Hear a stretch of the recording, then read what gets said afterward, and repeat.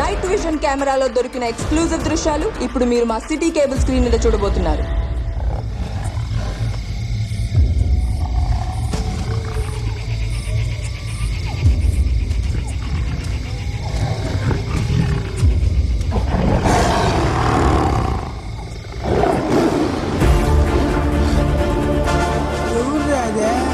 సరిగ్గా కనపడడం లేదా?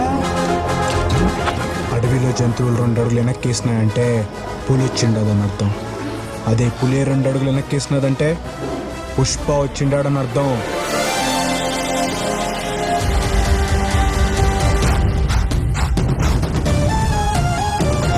పుష్పన్న బతికే ఉన్నాడియా, పుష్పన్న బతికే ఉన్నాడియా.